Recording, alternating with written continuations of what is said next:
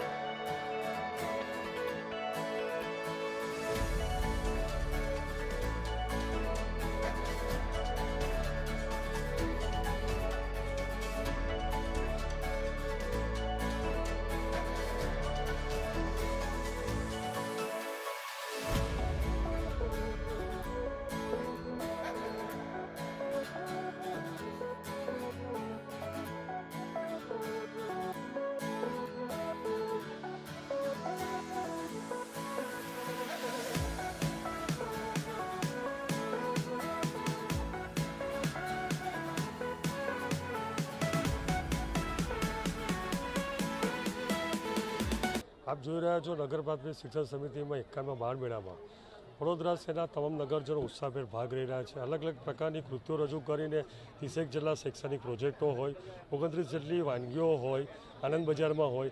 સાથે સાથે આજે મિલેટ દિવસ અમે ઉજવવામાં આવી રહ્યા છે કે મિલેટની જ વાનગીઓનો અમે સ્પર્ધા રાખેલી છે. સાથે સાથે આજના નાસ્તાનું મેનુ પણ અમે મિલેટ રાખેલું છે. માન્ય માતૃવાત્સલ્ય સાંસદશ્રીને અભિગમો છે. ગયા વર્ષે પણ એ મિલેટની વાનગીનો આગ્રહ હતો, આ વર્ષે પણ છે. અને અમારા બાળકોમાં આજે બાલવાડીના બાળકોએ પણ પોતાની કૃતિ રજૂ કરેલી છે.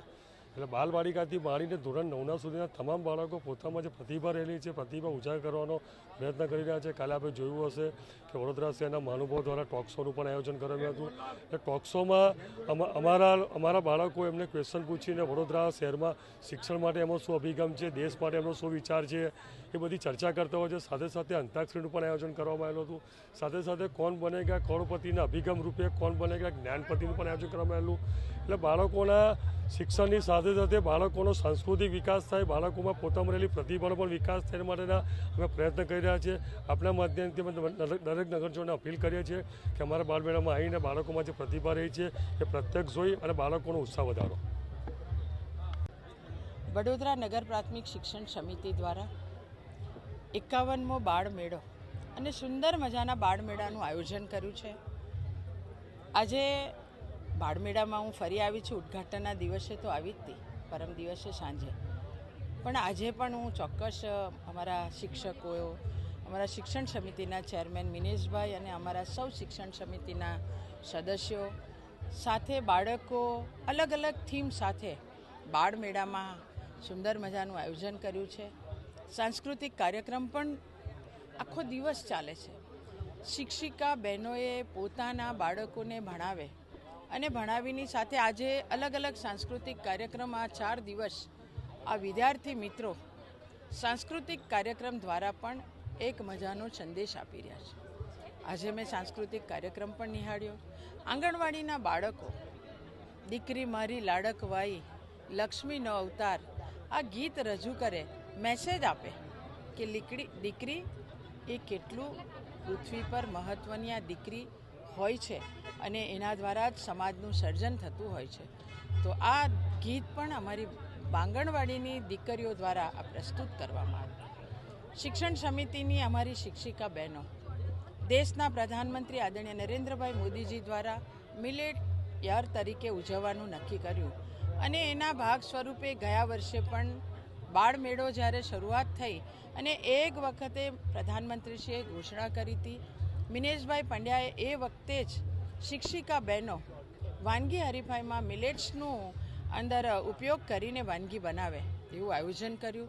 આ વખતે પણ આપણી બહેનોએ મિલેટ્સની અલગ અલગ વાનગી બનાવી, સુંદર મજાની આ વાનગી બનાવી છે. તો મારી શિક્ષિકા બહેનોને ખૂબ અભિનંદન આપું છું કે તેઓ પોતે અલગ મેસેજ સમાજને આપી રહ્યા છે. અહીંયા બાળમેળામાં આવતા બાળકોને હેલ્ધી ભોજન કેવી રીતના આપવું જોઈએ એનું પણ સુંદર મજાનું મિલેટ્સ દ્વારા આયોજન કર્યું છે. હું ફરીથી મિનેશભાઈ પંડ્યા, આખી શિક્ષણ સમિતિની અમારી સદસ્યની ટીમ, શ્વેતાબેન શાસનાધિકારી, તો સાથે સાથે પિનાકીનભાઈ અને એમની શિક્ષક સંઘની ટીમ અને શિક્ષકો એમના દ્વારા જે સુંદર મજાનું બાળમેળાનું આયોજન થયું છે, હું તમામને ખૂબ ખૂબ અભિનંદન, ખૂબ ખૂબ શુભેચ્છા પાઠવું છું. ધન્યવાદ.